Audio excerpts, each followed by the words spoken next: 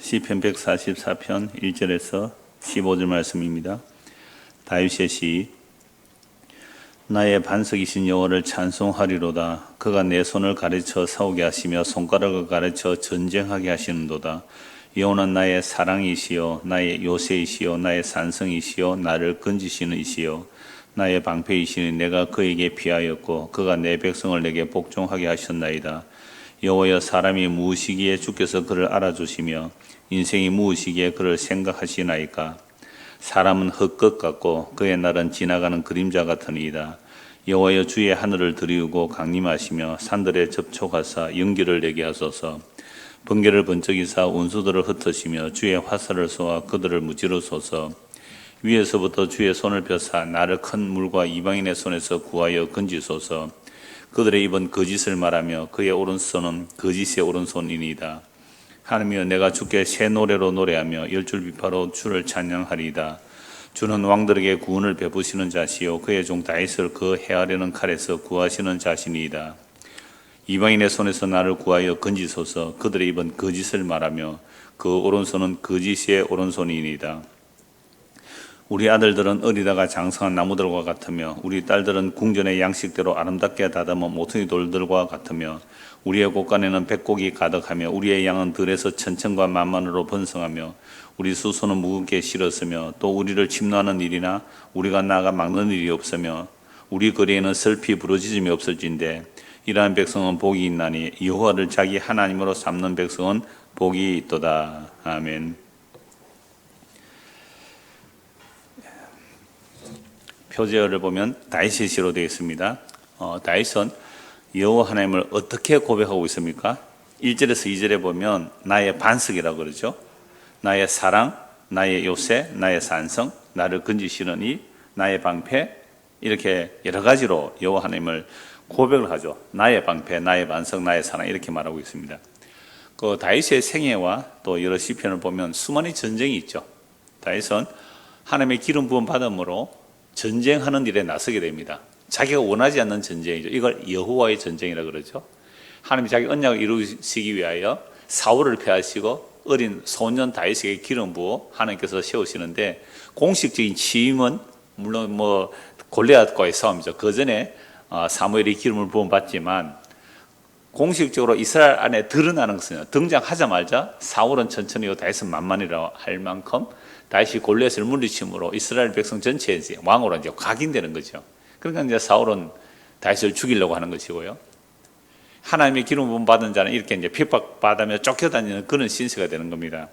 그랬을 때에 얼마나 많은 전쟁, 사울에게서 위협을 당하여 죽음을 피하여 도망 다니는 그 일들만이 아니라 온갖 전쟁을 하면서 다윗은 수많은 전쟁을 했습니다. 그런 전쟁터에서 하나님께서 자기를 지켜주심을 너무너무 잘 알죠. 그래서 다윗이 이런 전쟁을 통하여 여호와 하나님을 노래할 때에 나의 반석, 산성, 방패, 이런 개념들은 전쟁에서 나오는 개념들이죠. 그래서 오늘 설교 제목을 주는 나의 괄호이다 이렇게 했습니다. 설교 제목이 주님은 나의 괄호이다. 괄호에 누가 이어야 돼요? 여러분이 이제 자기가 넣어야 되는 거죠. 다윗의 고백이 이렇게 많고 성경에 주님에 대한 고백, 여호와를 직접 부르지를 못하잖아요. 여호와를 직접 못 부르는 게 아니라 주라고 부르는데요. 주님에 대한 고백이 너무너무 많거든요. 그리고 신약에 주에 대한 고백이, 그러면 정말로 우리가 평생을 신앙생활을 했다면 다윗이 말하는 주님 말고, 목사가 말하는 주님 말고, 내가 경험하고 내가 은혜를 받고 내가 주님과 살아있는 관계 속에서 정말 나에게 주님은 이런 분이다 라는 그 이름을 어디에 넣으라고요? 괄호 안에. 그러니까 오늘 숙제입니다. 그냥 여러분들 안에 괄호 안에 정말 나의 주님은 어떤 주님이실까, 나의 여호와는 어떤 여호와이실까, 그 여호와 이름 오신 예수 그리스도, 그 예수님은 나에게 어떤 분이 되실까. 복음성가 가운데 이런 게 있죠. 예수 나의 신랑, 아멘, 할렐루야, 아멘. 그러면서 이제 돌아가면서 막 노래를 하는데, 저 그러니까 거북해 하거든요. 그런 노래 하면요. 저희가 뭐 부끄러워요. 무슨 말을 해야 될지 잘 몰라요. 대부분 당황하잖아요. 그럼 뭐 앞에 사람 한 거 하잖아요. 예수 나의 신랑, 또 예수 나의 생명, 예수 나의 뭐 따봉 이러더라고요. 뭐 온갖 말을 다 갖다 붙여서 이제 코믹하게도 하는데요. 저 도대체 그 예수, 주님이신 나의 예수님이 나에게 무엇이 되실까? 나에게 어떤 고백이 될까? 오늘 설교 한 편을 통하여 여러분들 마음에 지금 답 안 해도 돼요. 이 설교를 마치고 또 저녁에 묵상하면서 아니면 내일 모레 지나면서 아니 평생에 정말 주님은 나의 어떤 주님이실까? 그 고백을 한번 살펴보자는 겁니다. 그래서 1절부터 보겠습니다.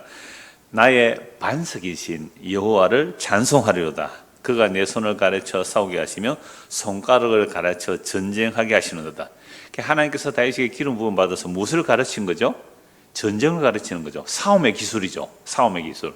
손가락을 가르치고 손을 가르쳐서 전쟁하게 하는 그 싸움의 기술을 가르친 거란 말이죠. 그래서 다윗이 창을 던지고 다윗이 칼을 쓰고 다윗이 화살을 쏠 때에 놋화를 당겼다 이렇게 나와요. 그러면 그 기술들을 누가 가르쳐 주신 거죠? 여호와 하나님께서 가르쳐 주시다라고 말씀합니다. 그러니까 다윗이 공식적인 취임식이 골리앗을 물리칠 때 다윗이 뭐라고 말합니까? 사무엘상 17장 45절 말씀 보면 너는 창과 칼과 단창으로 나에게 오지만 나는 너에게 뭐로 나간다고요? 만군의 여호와의 이름으로 나간다 그러잖아요.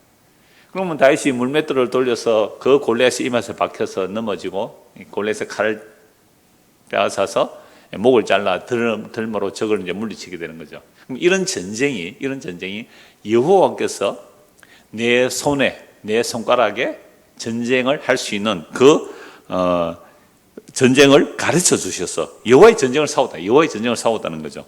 그러면서 그런 전쟁에서 나의 반석은 뭐라고요? 나의 반석은 여호와라는 거죠. 이게 사울 왕이 갑옷을 입혀주니까 커서 안 맞잖아요. 덜거덕거리니까 벗어두고 그냥 평소에 목양하는 양칠 때 하는 그 몸매로 그 옷으로 그냥 물맷돌을 들고 나갔단 말이에요. 그러나 저 골리앗은요 갑옷 어마어마한 갑옷이잖아요. 갑옷 무게만 60kg예요. 갑옷 무게가 60kg니까요. 사람 몸무게만 하면 그런 거인 골리앗이 키가 3m 넘는 그런 사람이 오는데 물맷돌로 가서 물리치잖아요. 그래서 다윗이 믿은 바 여호와의 이름을 믿은 거죠. 만군의 여호와. 그 여호와 하나님은 자기 약속을 이루어내시는 하나님이시기 때문에 그 여호와 하나님 나의 뭐가 된다고요? 반석이랍니다. 반석, 바위. 바울사도는 반석에서 물이 나올 때 그 반석도 뭐라고 말하죠? 그리스도라. 그러니까 광야에서 반석에서 깨어져서 물이 나오잖아요. 그 그리스도라는 거죠. 반석. 제가 이 반석을 보니까 제가 어릴 때에 교회당에서 배운 찬송이 생각났습니다. 뭐 어린이 찬송으로 나와 있을 텐데요. 작곡자는 누구인지 몰라요. 작사자는 누구인지 몰라요. 근데 작곡자는 뭐 생키라고 되어 있던데요. 내 주는 반석이시니 저곳은 안전하도다. 질병과 고통 없으니 저곳은 안전하도다. 아마 기억나실 거예요. 후렴은 이렇습니다. 오 나의 예수는 반석이시니 반석이니 반석이니 오 나의 예수는 반석이시니 저곳은 안전하도다. 후렴이 굉장히 신나요. 오 나의 예수는 반석이니 반석이니 반석이니 오 나의 예수는 반석이시니 저곳은 안전하도다. 어릴 때 교회 가서 배웠는데요. 이게 뭐 반석이 뭔지 뭐 뜻이나 제대로 알았을까요? 우리 시골이니까 그냥 막 이 들판에 뛰어다니면서 이 노래를 했던 기억이 나더라고요. 그래서 오늘 일부러 가사를 한번 찾아봤습니다. 1절 2절을 했으니까요. 후렴은 빼고 2절 3절 하겠습니다. 바람이 불고 비와도 저곳은 안전하도다. 물결이 넘쳐 밀려도 저곳은 안전하도다. 3절입니다. 자비한 손이 있으니 그곳은 안전하도다. 구원의 손이 있으니 저곳은 안전하도다. 뜻도 제대로 모르고 반석이라고 불렀는데요. 근데 오늘 1절 2절에 보니까 첫째가 뭐예요? 주님은 나의 반석이라 그랬잖아요. 2절에서 뭐라고요? 나의 사랑이다. 그 다음에 나의 요새다. 나의 산성이다. 여호와는 나를 건지시는 이요 나의 방패시다. 내가 그에게 피하였고 그가 내 백성을 내게 복종하게 하셨다. 왕이라도 백성들이 복종 안 하면 왕의 노릇을 못 하잖아요. 백성들이 다윗에게 복종하게 하는 것을 해주셨다라고 말합니다. 자, 그래서 2절 첫째 여호와는 나의 뭐라고? 사랑이다 이렇게 되어 있잖아요. 옛날 번역은 인자라고 되어 있습니다. 헬라어로는 히브리어로는 헤세드예요. 헤세드만 자주 들어서 어느 정도 뜻은 알잖아요. 하나님의 약속을 따른 사랑이에요. 그러니까 하나님은 나의 헤세드다. 하나님은 자기 언약을 따라 나에게 자비를 베풀어 주시는 분입니다. 이렇게 고백하거든요. 헤세드다. 하나님은 여호와는 나의 긍휼이다. 여호와는 나의 자비다. 뭐 여러 단어, 수많은 단어들이 있어요. 구약에. 신약에 수많은 그 메시아 칭호들이 있거든요. 그러니까 과연 정말 제 1번 딱 나오는 여호와는 나의 무엇이다. 괄호 안에 여호와는 나의 무엇이다. 이거 정말 넣을 수 있는지 한번 좀 곰곰이 생각해 보세요. 정말 여호와는 다른 사람이 말한 이렇다 저렇다가 아니라 내가 주님과의 사귐 속에서 내가 참으로 받은 은혜, 내가 깊은 절망 속에, 깊은 고독 속에, 깊은 고통 가운데, 그 말할 수 없는 탄식 가운데, 기가 막힌 웅덩이 속에서, 그런 질곡에서 정말 여호와가 어떤 분이신가? 어저께도 어떤 목사님 문자가 왔어요. 우리 교회도 전에 한번 그 헌혈증 나누기도 한 그 목사님이신데 혈액암이었거든요. 정말 사랑스러운 아내 예쁜 딸이 있어요. 너무 힘들어서 왜 그냥 일상적인 삶 하나가 허락이 안 되느냐는 식으로. 그래서 어저께 또 입원을 했다고 문자가 왔어요. 때로는 그냥 삶을 놓고 싶습니다. 제가 그래도 그럴 수는 없겠지요. 제가 살려두는 뜻이 있겠지요. 제가 간단하게 답을 했습니다. 그렇지요. 주께서 우리를 부르신 그날까지는 견디세요. 그 답만 말씀을 드리는데요. 그럴 때에 이분의 그 처절한 정말 죽음의 위기를 몇 번을 느꼈거든요. 뭐 혈액암이라는 게 얼마나 고통스러운지 아시잖아요. 면역력이 다 떨어지니까 뭐 감기만 와도 폐렴으로 그 응급실에 입원해야 되고 그런 상황이 계속 지금 반복되는데요. 그럴 때 저는 그분이 이제 조금 나오면 그 부인하고 아이하고 한번 목사님 한번 방문하겠습니다. 그런데 예, 꼭 오세요. 내가 말씀을 드렸는데요. 저는 그분이 나중에 뭐 어떻게 과정을 모르지만 그분이 경험한 그분이 주님은 나의 무엇이다 라는 그 고백을 듣고 싶은 거예요. 여러분 누가 그 깊은 고독 그 고통 속에 누가 함께 할 수 있을까요? 영원한 나의 임마누엘이다. 그거 지식적인 임마누엘 아니에요. 누가 몰라요. 여호와께서 함께 하신다. 그 여호와께서 함께 하신다는 게 진짜 내가 아무도 함께 할 수 없는 그 깊은 고독 속에 임마누엘을 경험해 보셨느냐 말이에요. 아무도 나를 그들도 보지 않을 때에 정말 여호와가 나와 함께 하심을 정말로 경험해 보셨느냐 말이죠. 피부로 와닿듯이 주님이 그냥 말로서야 얼마든지 읽을 수 있어요. 주님은 나의 반석입니다. 나의 사랑입니다. 뭐 손을 두고 나의 산성 방패 뭐 다 말할 수 있어요. 근데 정말로 그 깊은 고독 속에 그 깊은 고통 속에서 주님은 나의 반석입니다. 주님은 나의 사랑입니다.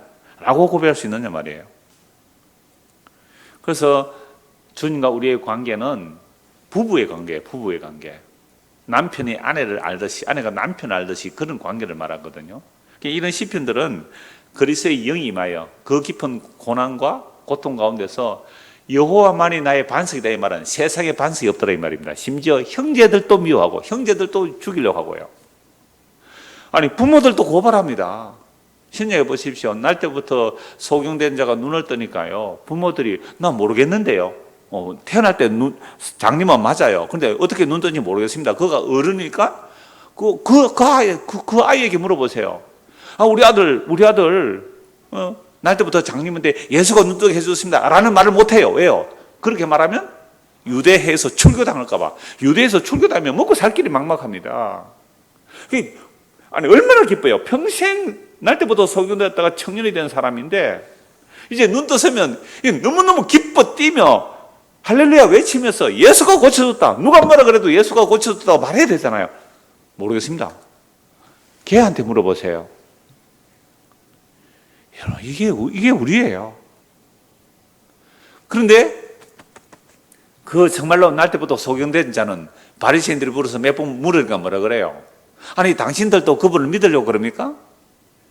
야 그는 죄인이지만 우리는 모세의 제자다 막 이렇게 말하잖아요. 그러니까 이 날 때부터 소경된 사람이 예수님께 눈 뜬 자가 이렇게 말하잖아요. 이상하다. 하나님은 죄인의 말을 안 들어주는데 그분이 날 때부터 소경된 나를 눈 뜨게 했으니 그분이 메시아라고.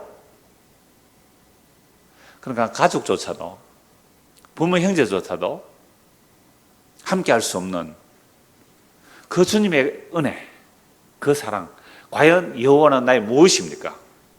딱 물어보면 답이 잘 안 나와요, 대부분. 저도 이 말씀을 생각하면서 정말 예수는 나의 무엇이 될까 쭉 이 말씀들이 다 알고 설교를 했지만 한 가지 있어요. 말씀 안 드릴 거예요. 말씀 안 드릴 거예요. 그건 뭐 각자의 고백이니까요.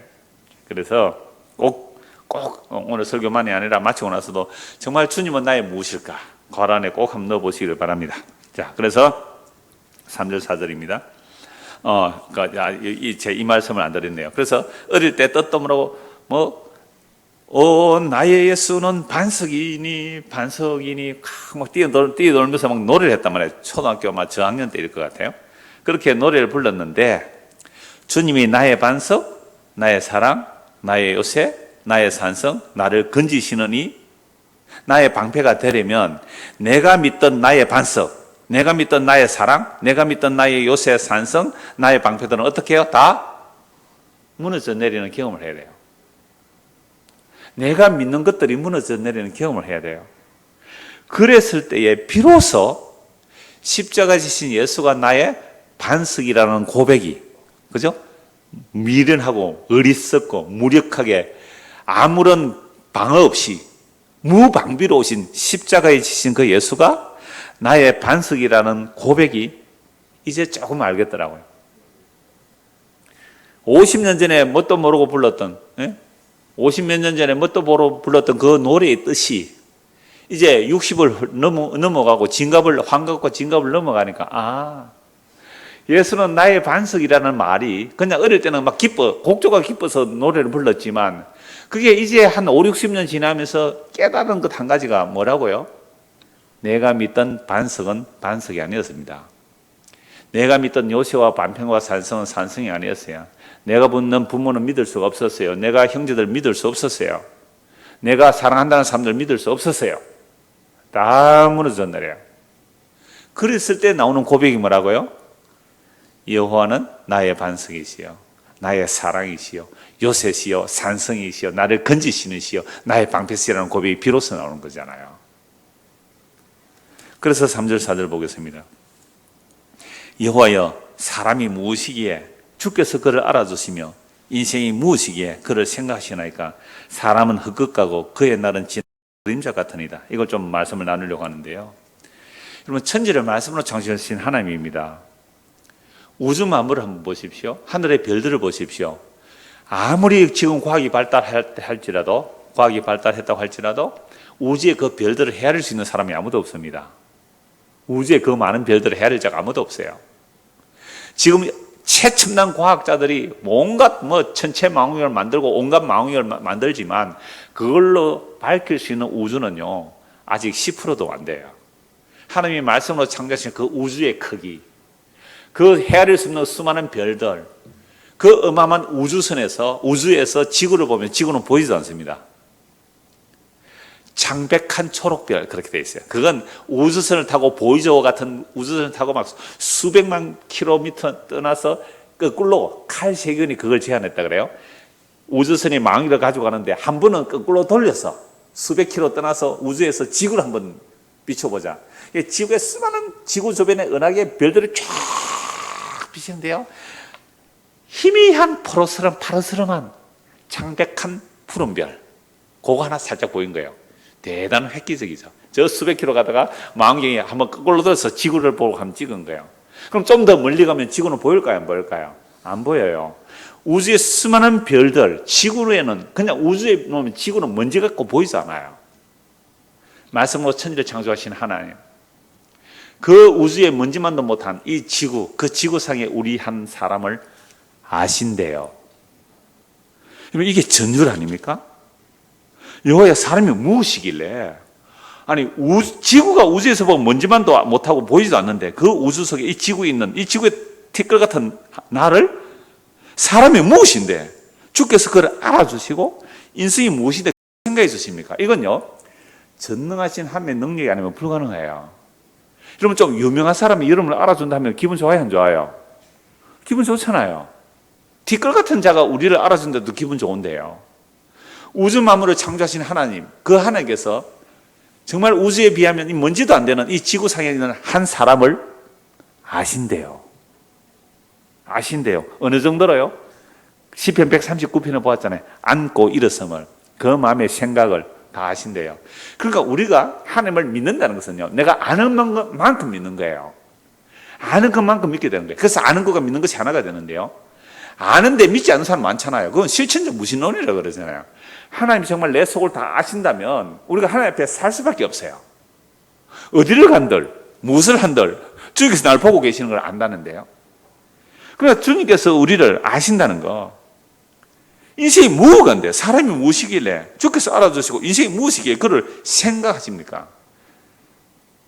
이건 우리가 미치지 못할, 우리가 이르지 못할 하나님의 놀라운 은총이죠. 하나님의 놀라운 은총이죠. 여러분들의 발 밑에 밟혀 죽은 개미가 몇 마리일까요?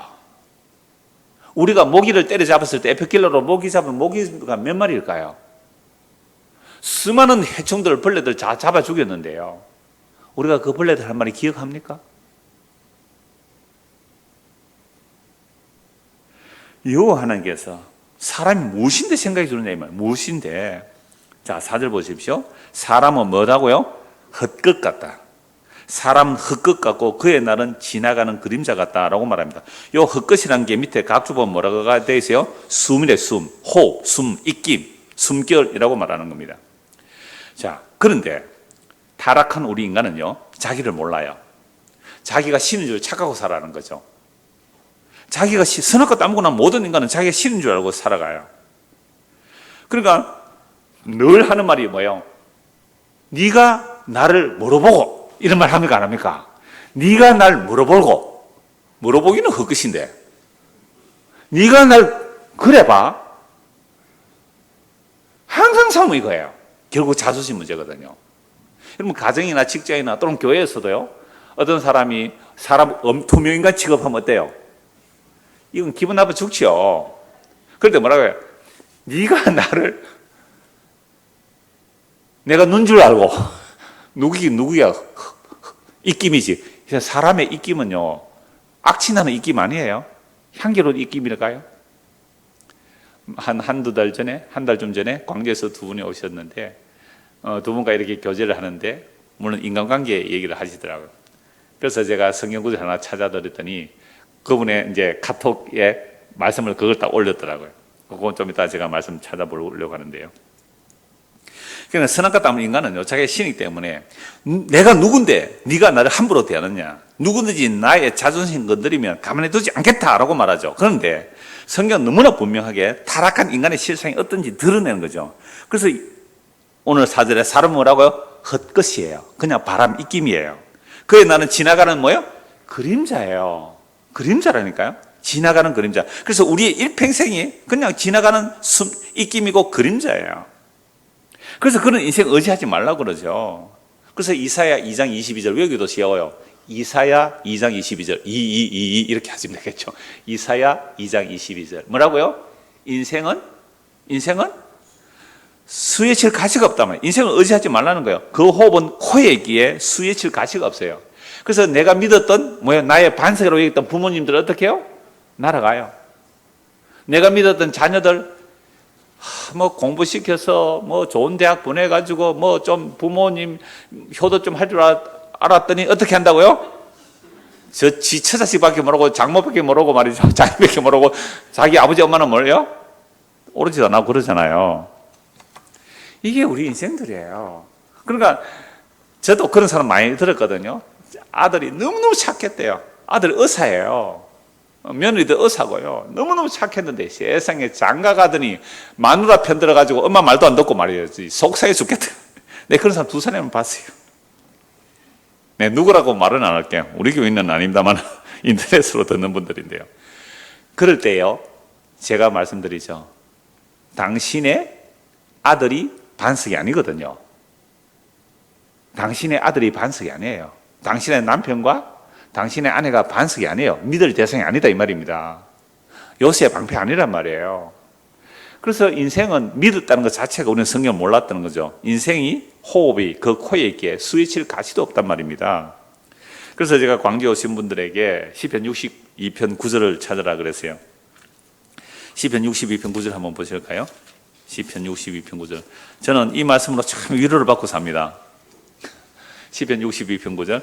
이것도 외우기 쉬워요. 6익을 한번 외워도 물론 뭐 또 6장 29절인지 62편 9절인지 뭐 알아서 하시고요. 요한복음 6장 29절이 뭡니까? 하나님의 일은 하나님이 보내신 자 예수를 믿는 게 하나님의 일이다. 이러면 요한복음 6.29 선언해서 외우기 쉬워요. 그러니까 왜 그 하나님의 일은 하나님이 보내신 자 예수를 믿는 것이 하나님의 일이냐 하면 우리 인간이 하는 일이라는 것은요. 우리 인간이 하는 일이라는 것은 헛짓이기 때문에 그래요. 62편 9절을 보세요. 시편 62편 9절. 아 슬프다. 그 8절부터 한번 볼까요? 백성들은 시시로 누구를요? 그를 의지하고 그의 앞에 마음을 토하라. 하나님은 우리의 피난처. 이게 나오잖아요. 시시로 나오나 노래를 하면 무시로입니다.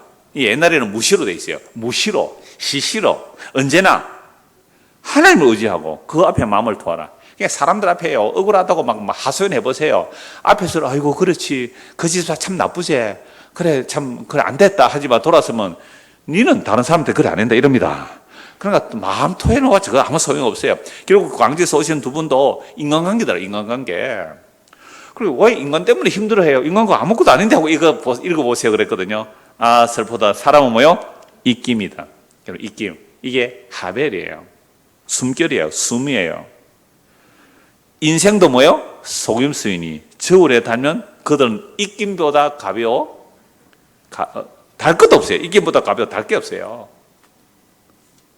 여러분 사람 때문에 되게 힘들죠. 아무도 힘 안 드시는 것 같아요. 여러분들은 사람 때문에 힘들지 않아요. 그런데 사람이 힘들다고 하는 것은 여러분 지나가는 입김 지나가다 보면 어때? 입냄새가 좀 나는 사람 있잖아요. 그러니까 저도 뭐 얼마든지 말하는 사람이니까 설교하고 나면 입냄새 날 거예요. 지나가다 입냄새 나요. 그러면 그것과 싸울 거예요. 입냄새 나라고 지나가면 되지. 왜 입냄새 인간 그거 가지고 들고 뽑고 싸우느냐 이 말입니다. 인생은 속임수요 입김입니다. 누가 입김하고 싸워요? 속임수고 인생은 거짓말인데요. 속임수인데요. 자, 그래서 인생이 속임수고 입김이라는 것을 이방 왕들을 통해서 보여주는데요. 그 다니엘서 보면 잘 나오죠. 느부갓네살 왕. 여러분 유다를 멸망시킨 느부갓네살 왕 아닙니까? 주변 나라를 다 멸망시켰어요. 대제국 느부갓네살 왕이 그 바빌론 제국을 만들어 놓고 왕궁에 올라가서 쫙 내다보죠. 높은 데서 내다보니까 바빌론의 그 계획도시예요. 계획도시 바빌론이에요. 그 어마어마한 도로와 건물들 그 바벨론 유적들을 발굴할 때는 공중정원이 있단 말이야. 공중정원. 그러니까 지상에서 인공적으로 청을 만들어서 그냥 정원을 만들어요. 물을 끌어올려서. 하여튼 어마어마한 유적들이 발굴되고 그렇게 하는데요. 그 어마어마한 그 바빌론 제국을 내다보면서 뭐라고 말합니까? 느부갓네살 왕이 이렇게 말하죠. 내가 능력과 건세로 건설하여 나의 도성으로 삼고 이것으로 내 위엄의 영광을 나타낸 것이라. 내가 라고 할 때 바로 왕위에서 쫓겨나서 소처럼 풀을 뜯어먹고 7대를 지내요. 그러니까 이건 내가 만들었다 하는 순간 짐승이 되어버렸죠. 그래서 종기에 차나 깨닫지 못하면 멸망하는 짐승이에요. 바빌론 제국의 왕이 짐승이라니까요. 한 마리 짐승이에요. 그래서 7대가 지나서 정신이 돌아오니까 그제서야 다니엘이 하나님을 찬송하죠. 다니엘이 하나님이 진짜 하나님이라고 그렇게 말하죠. 근데 아버지가 그런 일을 봤는데 자식이 그걸 보고 고쳐요? 못 고쳐요? 못 고친다는 인간은 그 아들 벨사살 어떻게 해요? 잔치하면서 성전에서 빼앗아온 은 그릇으로 술을 마시고 기분 좋다고 잔치를 하고 있죠. 하얀 앞에 벽에다가 손가락이 나서 글을 쓰네요. 뭐 아무도 못 읽어봐요. 메네 대결 우바르신 누가 해석할 수 있느냐? 그래서 다니엘을 불러오라. 다니엘은 왕이 4명이나 것이잖아요. 다니엘이 해석하죠. 왕이시여. 저 글씨를 내가 해석해 주겠습니다. 지금 왕은 저울에 달아보니 너무 가벼워서 끝났습니다. 그리고 당신의 나라는 나누어서 다른 사람, 메대 사람에게 줄 것입니다. 그날 밤에 죽어버렸습니다. 그날 밤에 벨사살 죽고 메대 사람 다리오가 왕이 되어버렸거든요. 그러니까 이 제국의 왕인데, 어마어마한 제국의 왕인데 뭐라고요? 입김이잖아요. 그림자잖아요. 그날 밤에 죽어버렸다니까요. 여러분 그런 인생을 의지하시겠습니까? 그러니까 우리와 여러 가지 관계된 인간관계 속에서 그들이 실망할 때에 우리는 뭘 의지 안 한 거예요? 사람에게 실망했다는 것 자체가 우리는 누구를 의지하는 거예요? 여호와 하나님을 의지하지 않고 입김을 의지한 거예요. 그림자를 의지한 거예요. 바보 아닙니까? 그림자를 의지한다고요? 입김을 의지해요. 속임수를 의지해요. 인생 자체가 속임수라니까요. 그 속임수를 의지해요. 그래서 정말로 우리 인생이 헛것이며 그림자임을 안다면 눈에 본 이 모든 것들이 헛것이며 거짓임을 알고 잠깐 있다 사라질 것임을 아는 거예요. 그래서 우리의 믿음이라는 것은 보이는 것을 바라보는 것이 아니에요. 보이지 않는 것을 바라보는 겁니다. 보이지 않는 생명과 섞지 않아요. 그래서 복음을 전한다면 반드시 생명과 섞지 아니할 것을 드러내야 돼요. 생명과 섞지 아니할 것을 바라보야지 생명도 아니고 섞을 것을 바라보는 건 복음 아니란 말이죠. 그래서 이 눈에 보이는 것들은요, 하나님의 뜻이 다 이루어지면 다 사라져 없어지는 거예요. 그러면 우리가 보고 지금 실제라고 여기는 이 시간과 공간이 헛것이다 이 말입니다. 인생만 헛것이 아니고 눈에 보이는 하늘과 땅, 이 우주만은 다 헛것이에요. 현대 물리학 굉장히 발전했습니다. 그러니까 첨단 그 기계들을 발달하거든요. 우리나라 포항에도 있어요. 포항공대도 있는데요. 포스코입니다. 포항공대에 있어요. 그게 양자 물리학 하는 사람들은 입자 가속기가 있어요. 그러니까 우리의 물질을 쪼개는 거예요. 예를 들어서 이 마이카 가래 있죠. 이거 쪼개고 아무것도 없어요, 안에. 아무것도 없다니까요. 텅 비어 있어요, 텅 비어. 그러니까 물리학을 하는 사람은 놀라는 거예요. 이게 보이는 대로의 실제가 아니라는 거예요, 마이크 이거. 쪼개고, 이 양자 가속기, 입자 가속기 돌려버리면 아무것도 없어요, 안에. 텅 비어 없다니까요. 안에 전자만 있어요. 전자도 훅 한번 사라져버리네요. 그러니까 빛이 입자냐 파동이냐 굉장한 논란이 있거든요. 이런 빛이잖아요. 태양빛이든 이 빛은 이런 빛이 입자 같아요, 파동 같아요. 태양빛이 입자 같아요, 파동 같아요. 놀랍게도 빛은요, 쪼개면 이제 입자로 나온대요. 놀랍게도 빛을 비춰보니까 빛은요, 입자이기도 하고 파동이기도 해요. 희한해요. 그러니까 과학자들이 이 기구가 좋아지잖아요. 좋아지면 이제 과학자들, 양자 물리학, 온갖 물리학 하는 최첨단 학자들이 뭐라고 말하면 눈에 보이는 것은 실제가 아닙니다. 이렇게 나와요. 우리가 말하는 시간 없습니다. 이렇게. 시간도 없대요. 공간 없습니다. 이렇게. 우리 몸 쪼개고 아무것도 없어요. 지금 과학자들이, 그래서 어떤 과학자는요, 물리학자는 전에 한번 인용했는데요. 그래서 서울대 물리학 교수이기도 했던 사람이 이렇게 말하는데, 책에서 이렇게 말해요. 보이는 것은 나타난 것으로 말미암아 된 것이 아닙니다. 이렇게 말하는 거예요. 그것만 인용해요. 그게 히브리서 1장 3절인데 그 앞에 말씀 인용 안 해요. 그 앞에 말씀 인용하면 책도 안 팔리겠죠. 하나님 믿는 사람이라고 이렇게 해서. 그러니까 히브리서 1장 3절에 이렇게 되어 있거든요. 모든 세계가 하나님의 말씀으로 된 것이니 보이는 것은 나타난 것으로 말미암아 된 것이 아니라, 이 보이는 것은 뭔가 있는 것에서 나온 것이 아니고 뭐에서 나왔어요?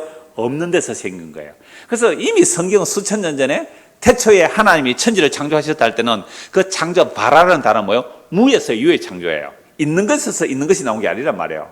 유물론자들은 있는 것에서 있는 것이 나오거든요. 그럼 최초에 있는 것은 어떻게 나왔습니까? 이거 이제 빅뱅 이론에 그러잖아요. 뭔가 뻥 하고 폭발이 돼요. 그럼 빅뱅을 일으킨 우리는 뭐냐? 대답 못 해요. 대답 못 한다고요. 그냥 진짜 과학을 하면 하나님을 인정할 수밖에 없어요. 그래서 성경이 이미 수천 년 전에 무에서 유를 창조하잖아요. 그리고 이 세상은 헛것이라고요. 이게 지금 양자 물리학자들 정도 되면요, 눈에 보이는 것은 헛것입니다. 아멘. 안 할 수 없어요. 안 할 수 없어요. 왜? 물체 하나를 분석하고 쪼개보니까 아무것도 없는 거예요. 아무것도 없대요. 이미 돌아가셨지만 이성희 집사 옛날에 우리 교회 삼특강 했잖아요. 한 10몇 년 전에 여기 삼특강 했어요. 이 손바닥을요, 현미경으로 확대 해버리면요, 수십만 배, 수십만 배 하면요, 구멍이 뻥 뚫려 있대요. 그러면 손가락 넣으면 쑥 빠져나가야 된대요. 근데 왜 안 빠지고 손바닥에 소리가 나요? 이건 전자 때문이래요. 물리학자들 다 그거 알아요. 그러니까 우리 이거 없는 겁니다. 헛거예요, 헛거. 믿으시겠어요, 이제 사람을? 그래서 인생은 그거 믿지 마라. 그 호흡이 코에 있나니. 그 수에 칠 가치가 없다. 수에 가치가 없어요. 그러면 헛것 아무것도 없는 우리의 원래 I'm not 아무것도 없는 거예요. 없는 것인가 원래 없는 것으로. 그래서 하나님께서 뭐라고 말씀하세요? 너는 흙이니 흙으로 돌아. 너는 티끌로 돌아가라 그랬단 말이야. 아무도 없는 거예요. 근데 놀랍게도 이 티끌 안에 누가 오세요? 영원 자존하신 그분이 우리 안에 영으로 오세요. 이건 양자물리학으로 조사해도 안 나옵니다. 성령은 양자물리학으로 조사해도 안 나온다고요.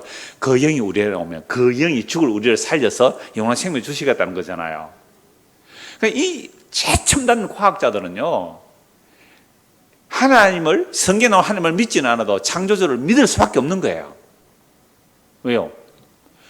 지금 우리나라 물리학자가 아주 요즘 연예 방송에 많이 나오는 맥주 따는 뭐예요? 숟가락. 그 사람 물리학 교수예요. 경희대 물리학 교수가 그래요. 그 사람 굉장히 물리학을 설명을 잘해요. 그 사람이 한 말 중에 누가 들은 얘기를 하던데 이렇게 말해요. 시간은 없다고 보는 것이 우리 인간이 대답할 수 있는 최선의 대답입니다. 그러니까 인간이 아무리 연구를 해도 시간이 뭔지를 모르겠다는 거죠. 그러나 시간을 연구하면 시간은 없다고 보는 게 맞는 것 같습니다. 공간도 마찬가지잖아요. 시간과 공간은 같이 가는 거니까요. 그러니까 오늘 저와 여러분들이 성경에 있는 이 수천 년 전에 하나님의 말씀이 뭐라고요? 이 인생, 그러니까 너무 좁힙니다. 너무 넓은 얘기하지 말고 우리 인간 하나를 볼 때 뭐예요? 우리가 뭐예요? 헛것이 헛것. 훅하면 없다니까요. 화장해서 불태워보십시오. 뭐가 있는지. 없어요. 한 줌 흙 그것도 조금만 더 가열하면 사라진다는 게 없어요. 뭐가 있는데요. 그래서 믿음은 보이지 않는 거예요. 성령이 어떻게 보입니까? 하나님이 우리 안에 임하면 그 증거가 뭐냐? 기록된 이 계시의 말씀이 진짜로 믿어져요. 보이는 것은 잠깐이고 보이지 않는 것은 영원하다 하니까 보이는 것이 상실되었을 때 섭섭할 수 있죠. 아까울 수 있죠. 물건이 비싼 물건 깨지면요. 안타까워할 수 있죠. 그런데 그걸 죽을 똥 살똥 애를 쓰진 않나요? 원래 없어질 거 없어졌네. 원래 없어질 거 없어진 거잖아요. 원래 없는 거예요. 헛것이라니까요. 제가 이렇게 설치고 사도 오늘 죽으면 3일 안에 화장 불태고 없어요. 이상 없다니까요. 우리 월요일 날 코로나 때문에 다니도 못했는데 월요일 날 시찰회 모임을 하며 했어요. 그제 갔는데요. 외도 간다고 저는 태어나서 외도 처음 가봤어요. 거기 가니까 예수 믿는 사람이 외도를 꾸몄더라고요. 근데 이제 그제 그게 어디예요? 그제 가면 이거 침매 터널 바다 밑으로 가잖아요. 바다 이거 터지면 어떻게 되느냐 이렇게 이제 얘기가 나오세요. 본고 다 가면서. 그래서 바다 밑에 가면 물 빼낼 수도 없고 어떻게 되느냐? 당연히 죽지. 너무 당연하게 말하니까 이상한 사람 됐습니다만 원래 없는 거예요 우리. 그렇죠? 자 다시 보십시오. 4절입니다. 사람은 뭐요? 헛것 같고 그의 날은 지나가는 그림자 같습니다 라고 말합니다. 이제 5절에서 8절입니다. 여호와여 주는 주의 하늘을 드리우고 강림하 주님의 하늘을 드리고 강림해보는 건 어떻게 해요? 땅이 없어지는 겁니다. 주위에 하늘을 드리고 강림하시면 산들에 접촉해서 연기를 내게 하소서. 시내산을 한번 생각해 보십시오. 여호와 하나님께서 강림하세요. 시내산에 지진이 일어나요. 불꽃이 피어나요. 연기가 일어나고요. 정말 산에 불이 붙은 것 같잖아요. 내성이 일어나고. 근데 그것조차도 하나님께서 자기를 낮춘 거예요.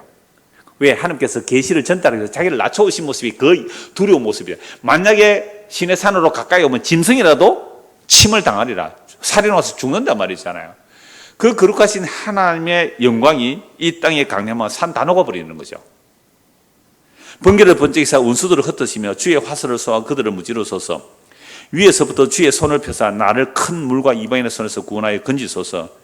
그들의 입은 거짓을 말하며 그의 오른손은 거짓의 오른손이다. 지금 다윗이 기름 부음 받은 자로 고난 가운데 있죠. 이건 그리스도의 영이 임하였기 때문에 그리스도의 고난이죠. 그리고 모든 성도의 고난이 함께 들어가 있는 고난들이죠.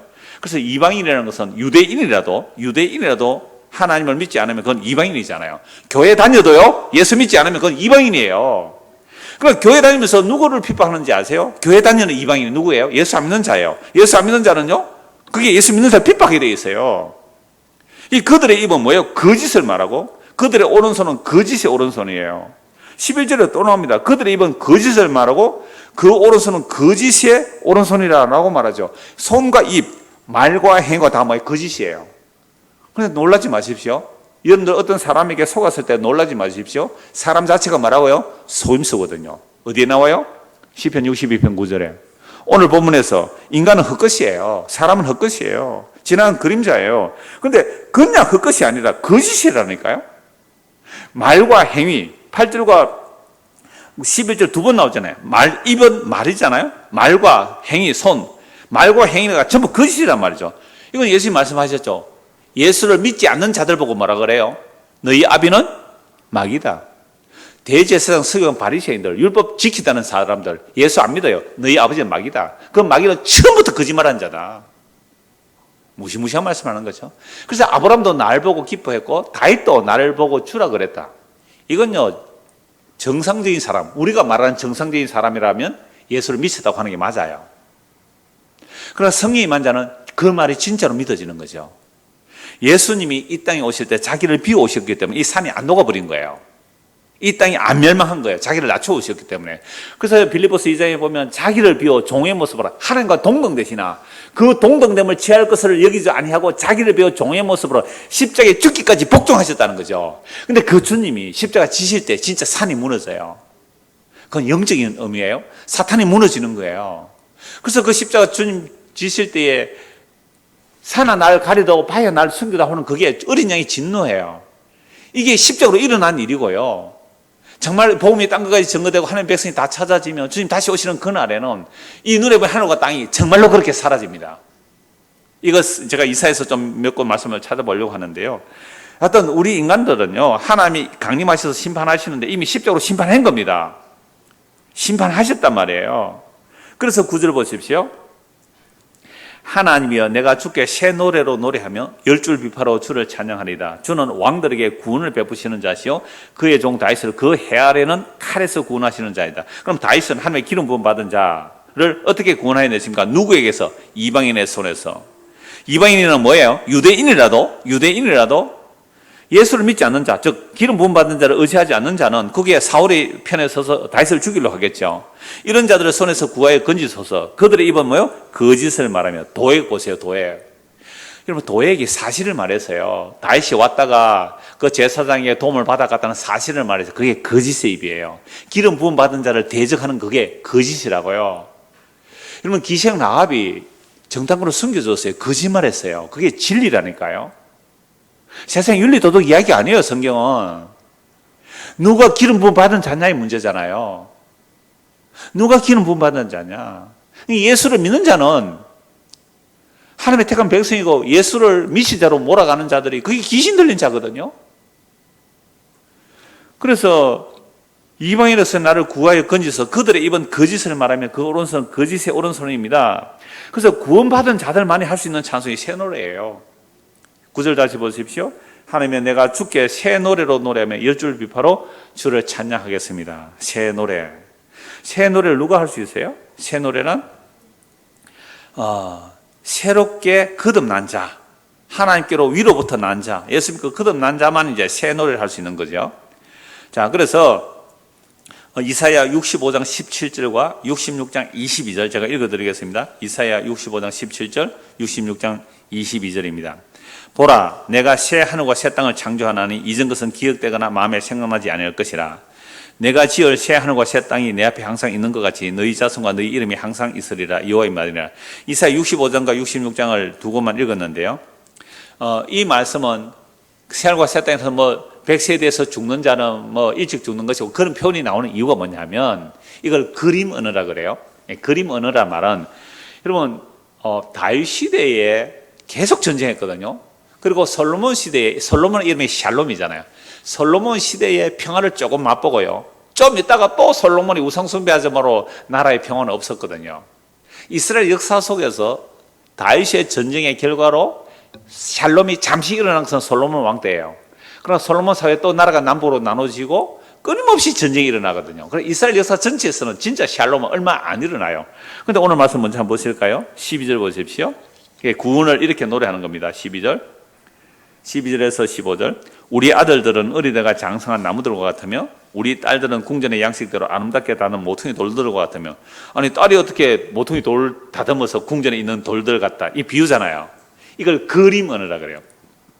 이사야 12장 같은 경우에 보면 사자가 어린하게 뛰놀고 이럴 때 여호와의 증인들은 그걸 그림으로 그리잖아요. 평화로운 모습을 말해요. 다시는 해한과 상함이 없는 나라를 말해요, 천국을.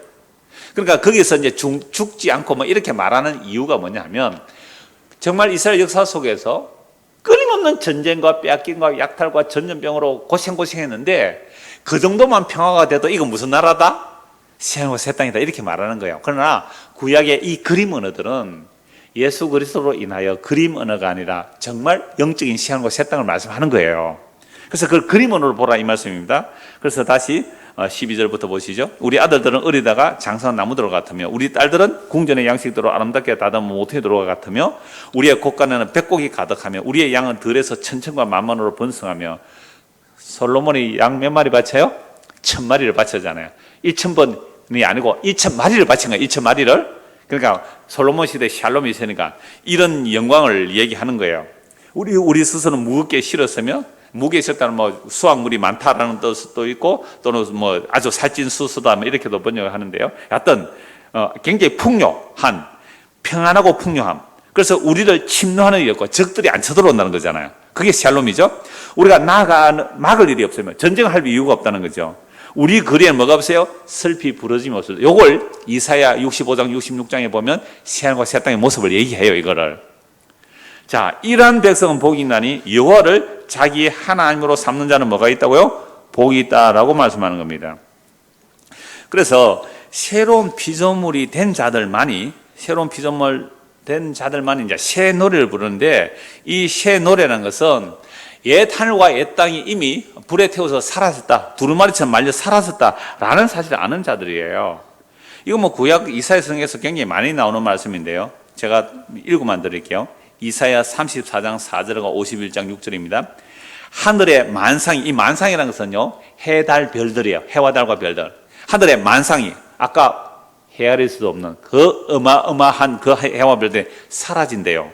이 하늘이, 눈에 보이는 하늘이 두루마리같이 말리되, 그 만상의 세잔함이 포도나무 잎이 마른 것 같고 무화과 나무 잎이 마른 것 같더라. 포도나무, 무화과 나무 잎 마르면 어때요? 바스락하고 사라지잖아요. 우주의 그 찬란한 별들, 사람이 헤아릴 수 없는 그 어마어마한 우주의 별들이 바스락 훅 한 방에 사라져요. 두루룩 종이축이 말리듯이 두루마리 말리듯이 사라져요.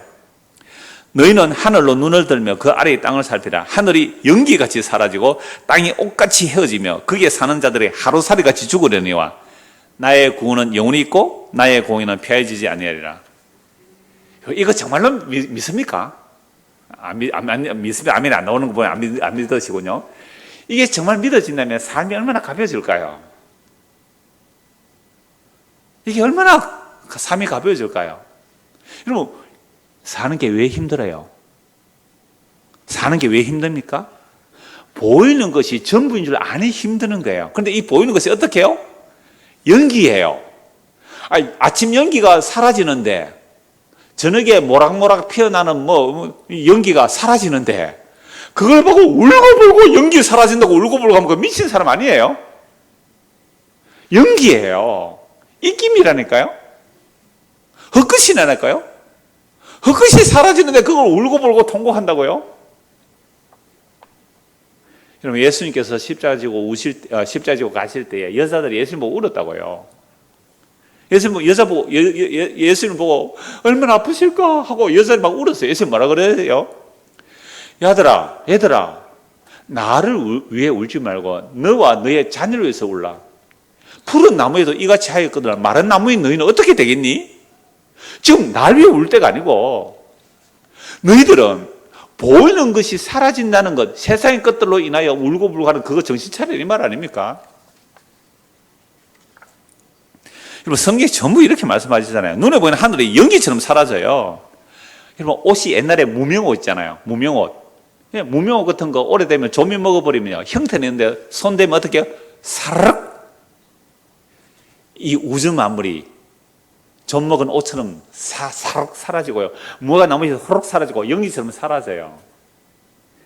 지구가 어떠니, 우주가 어떠니, 달이 어떠니, 연기들이에요, 그거, 연기들. 좀 가벼워지십니까?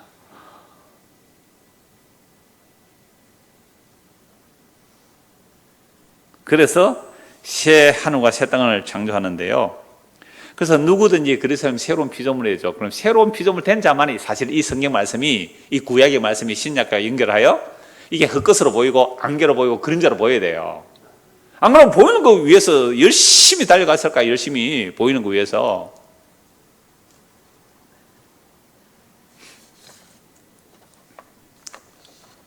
그래서 아까 그림을 하라 그랬죠. 12절에서 15절 말씀을 보면 아들과 딸들이 자라고 아름답고 완벽한 푸른 나무 같고 그 왕궁의 그 모티돌 아름답게 장식된 것 같다라고 말씀하잖아요. 자, 이런 내용 결국 무엇일까요? 요한계시록 20장, 21장 이후에 보면 새하늘과 새 땅이 펼쳐지는데 구약의 12지파, 신약의 12사도들, 그 모든 구약과 신약에 구원받은 자들이요 예수의 피로 구원받아요. 제가 옛날에 에드워드 영 이야기를 했잖아요. 십자가 아주 짧은 책인데요, 오래된 사랑 이야기할 때 십자가 지실 때 예수님께서 못 박는 그 로마 구미로 손가락 까딱하는 거 시간을 멈춰버려요. 정말 저는 굉장히 많이 말씀드려서 한 10년 전에 손가락 까딱하는 시간이 멈춰지는 거죠. 못을 꽉 박는 순간에 오른손으로 까딱하니까요, 아담의 죄로부터 그 성전의 모든 죄들까지 예수의 십자가의 그 죄들을 자기 가슴에 끌어안은 거예요. 주님 다시 오시는 그날까지, 재림 때까지 그 죄들을 끌어안으시고 다시 손가락을 까딱하시니 망치가 꽉 내려치지는 거죠. 시간을 멈춰서 그 죄들을 끌어안고 못 박히면서 다 이루었다. 그 순간 사탄의 그 세상, 헛된 것들, 눈에 가득 끼었던 것들이 다 날아가 버려야 돼요. 그래서 십자가 안에서 구약의 성도든 신약의 성도든 이끌어서 어디로요? 하늘로 올려가시는 거예요. 그 시찰에 갔다 오면서 저 차 안에 거기 너 있었는가 그 찬송을 들어가 왔거든요.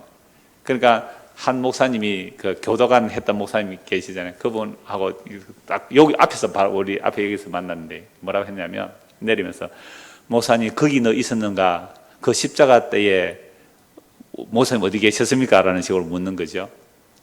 예, 시 공간을 초월하면 우리가 다 거기 있었지요. 그러고 이제 헤어졌는데 오늘도 카톡 좀 주고받았어요. 그 말을 뭐 목사, 장로, 권사 물어봐도 대답하는 사람 없고 목사한테 물어봐도 대답하는 사람 없더래요. 성령에 이끌려 우리는 그 현장이에요. 그 현장, 시 공간을 초월하면요. 근데 우리는 그게 어떤 사람이에요? 십자를 바라보고 네가 하나님의 아들이라면 너를 구원해보라 욕하는 자들 아니었을까요? 그런 무리들 아니었을까요? 근데 거기서부터 음성이 들리죠. 주여 저들의 죄를 용서하소서, 저들이 알지 못하고 행하나이다. 그 기도는 미치지 못할 죄인이 없어요. 어떤 죄인도 그 안에 다 들어갈 수 있는 거잖아요. 그러니까 저는 그때 너 거기 있었는가 할 때에 나는 그 예수를 십자가 못 박아 죄로 고함질는 한 사람이지만 한편의 강도가 되기를 소원합니다. 한편의 강도가 되기를 원합니다. 주여 나를 기억하소서, 오늘 네가 나와 함께 나오게 이르라. 이 방식으로 아담으로부터 오실 그 모든 하나님의 택한 백성을 구원하여 그 피로 하늘에 앉히신 그 새하늘과 새 땅이 바로 구약과 신약의 구원받은 성도들이며, 그들은 하나님의 영원한 거처가 되고 그 아름다운 장식의 신부들이 되는 거잖아요. 이게 새하늘과 새 땅이 이미 완성되어 있잖아요. 완성되어 있기 때문에 눈에 보이는 이 하늘과 땅이 뭐로 보여야 돼요? 연기입니다. 연기, 헛것이고요. 없는 거예요. 오늘 그 물리학자들 얘기도 한 번씩 들어보시는 거 좋아요. 요즘은 유튜브 하도 잘 나오니까요. 굉장히 짧게 설명을 잘해요. 시간이 뭡니까? 하면 딱 설명해줘요. 공간이 뭡니까? 설명해. 그 모든 것들요, 우리는 이미 수천 년 전에 알았습니다. 우리 수십이 다 알았어요. 성경에서. 보이는 것은 가짜다, 잠깐이다, 원래 없는 거다, 헛것이다. 더 좁힙시다. 우리는 헛것입니다. 입김입니다. 안개입니다. 이 아무것도 아닌 우리 안에 예수 믿어 누가 오세요? 영원한 그분이 오세요. 그래서 그분으로 인하여 우리가 영원한 생명에 참여할 수 있습니다. 그러면 예수님이 계시면 다 얻은 거 아니에요.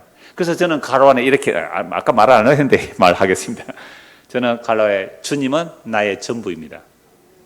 그걸 만유라 그래요. 그걸 all이라 그러더라. all, 그죠? 만유, all. 영어로 all이에요. 주님은 나의 전부입니다. 만약에 나에게 주님이 없다면 나는 뭐예요? Nothing, nothing, I am nothing. 나는 무입니다. 아무도 없습니다. 헛것이에요. 헛것인데요, 그 안에 전부이신 주님이 오시면 아무것도 없어도 다 있는 사람이에요. 그래서 그 갈로 안에 또 다른 사람의 글을 하나 소개하고 마칠게요. 제가 박진희 씨 시를 자주 소개했는데요. 시편 144편 전쟁 후에 이분의 고백을 한번 들어봅시다. 저의 고백 이미 말씀드렸습니다. 한낮 바람같이 어디서 와서 어디로 가는지 알 수 없는 헛된 인생들을 주께서 이토록 사랑하사 친히 육신으로 강림하시어 나의 사랑이 되어 주셨으니 주를 찬양하며 감사하나이다. 마귀를 멸하시러 이 땅에 오시고 친히 그 전쟁의 선두로 서시어 영광의 승리를 거두었나이다. 나를 자녀 삼으시고 사랑하는 자에게 전쟁이 있음을 알게 하시고 십자가의 능력을 주시어 전쟁을 위해 나를 연단하나이다. 마귀를 다스리는 법을 가르쳐 주나이다. 속으며 살던 모든 입술과 마음이여 거짓으로 충만한 간악한 생각들이여 주의 성령의 법이 화살이 되어 날마다 나에게 꽂히니 내 입술이 변하여 찬양하며 내 생각들이 새롭게 변하여 세상의 영광을 쓰레기처럼 버리나이다. 심령의 하늘 보화 가득하니 세상의 침노를 막으며 천국을 침노하는 자 되었나이다. 하늘집의 풍성함이 나를 둘러싸니 이제는 눈물도 슬픔도 없이 나는 참으로 복된 자라.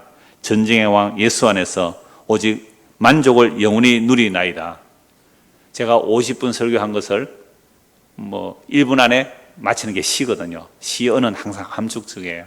그래서 정말 이 말씀 안에라 우리의 일평생에 예수님은 나의 무엇이다 라고 고백할 수 있는 우리 모두가 되기를 소원합니다. 기도하겠습니다. 하나님 아버지, 다윗은 예수님을 나의 주로 고백했습니다. 신약의 예수님은 길이요 진리요 생명이요 부활이라고 말씀하고 있습니다. 전부라고 말씀합니다.